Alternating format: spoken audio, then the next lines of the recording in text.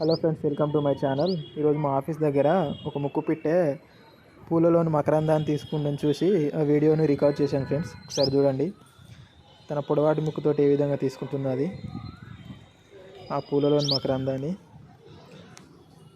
Thank you for watching friends. For more videos like and share, subscribe. చాలా అద్భుతమైనది nature.